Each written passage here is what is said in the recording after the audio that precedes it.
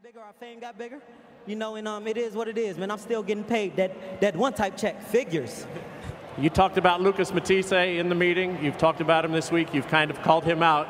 Is that who you would like to fight next? Listen, like I said before, I didn't kind of call out nobody. I said, my next fight should be Matisse, and he can get it.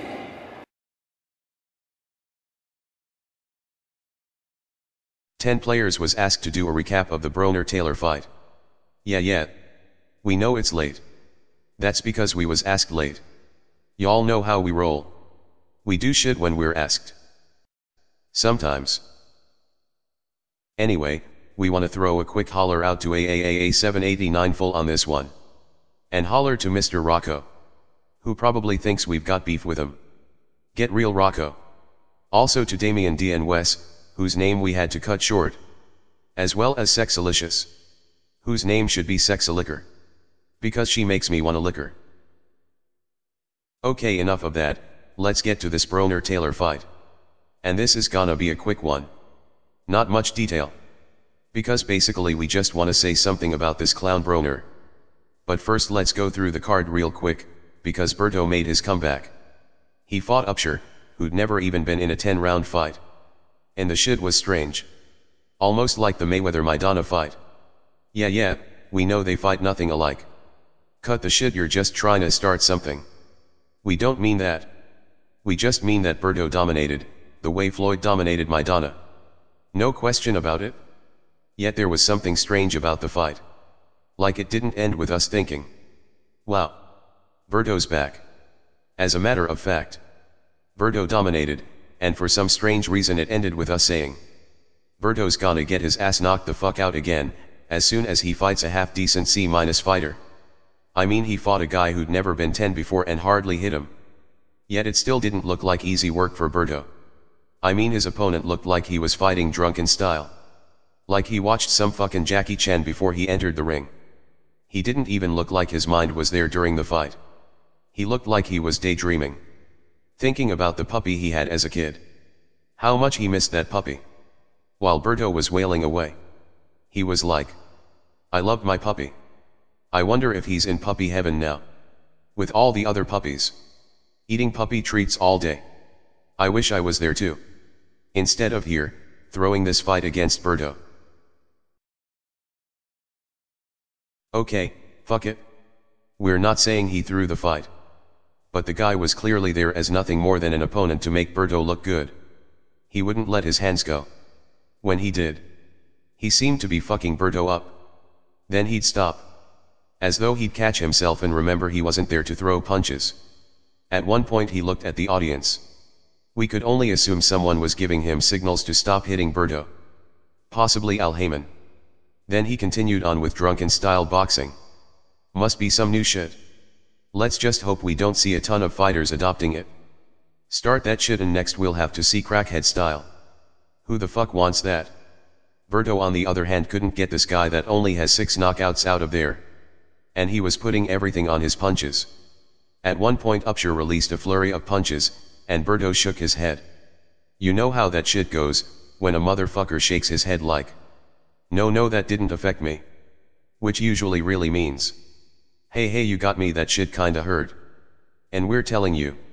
From what we saw, if someone goes in there with Berto and just lets their hands go, he's gonna have a bad night. Berto's no master counter puncher. Let your hands go and Berto will be on the floor, then crying on the mic at the end of the fight. Claiming he popped and pulled something. Oh man. My arm popped out the socket. Yeah. And who the fuck you think caused that arm to pop the fuck out? Guys crack us up with that shit. Always putting their loss on their injury. Like the shit had nothing to do with their opponent. As though some mystical force unfairly cheated them.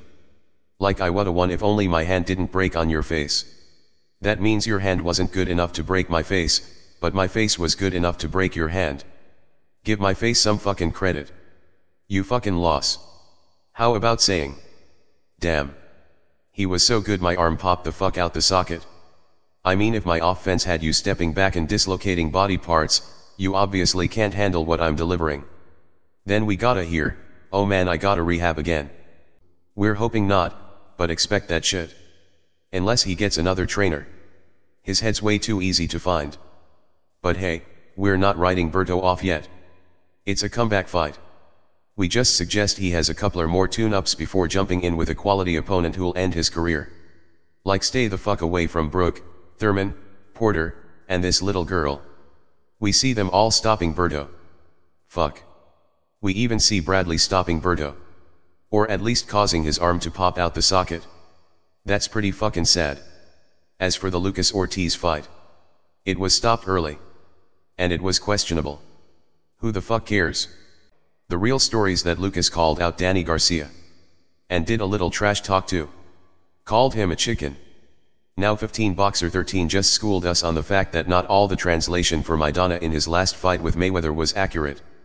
So we don't know for sure if Lucas actually called Danny a chicken. Maybe he called him a pigeon or a worm. Who the fuck knows? But if he did, he needs some help with his call-out lines.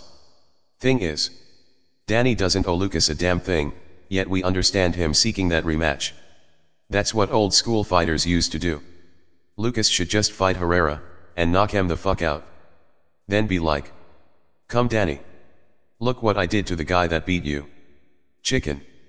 Then again, it would be some sad shit if Herrera won. Now let's get to this Broner fight, and we've got some serious shit to say about it. No need to repeat what's already been said, because everyone knows what happened in the ring, and that Taylor got dropped in the final round by a sweet upper hook cut from Broner. And Taylor did a lot better than most fans thought. Props to him for coming to fight. We loved the card too. Props to Showtime for the entertainment of 3 good names for free, so we sure the fuck can't complain. Even though we all already knew who was gonna win. It was a nice card, but only foreplay to set up future matches. Broner did his typical clown jiggle after the knockdown, but we were just happy to see he didn't try to hump Taylor's butt. He also seemed to show a lot more respect for his corner. Then after the fight he called out Lucas. But you know what we found strange? This. We constantly see fans complaining about getting good fights. We do the shit ourselves. And you all know we'll clown Broner in a second. But love him or hate him, we've gotta give the guy some props. We wanted to for taking the Maidana fight, but didn't because we wasn't certain if he was a fighter serious about fighting the best, or just some delusional guy who thought he was better than he was, and would go in a shell after an ass kicking. But if Broner's serious about this fight and takes it, he deserves some appreciation, because it's a fight we'd love to see. We're just shocked we don't see many pumped for this matchup. But Broner's got a little power in boxing at this time. He gave us the Maidana fight, and in reality, he caused 3 fights doing it. He's a guy a lot of fans will want to see lose, yet at the same time, someone the boxing world needs to win. Because if he gets knocked the fuck out none of it matters because it's just one event. But if he wins, it can be the foundation to a ton of events. Nevertheless win or lose, if he does this. Props to Broner for giving us what we want to see. No one seems to be giving the guy credit for it. See, a lot of fighters have been calling fighters out lately.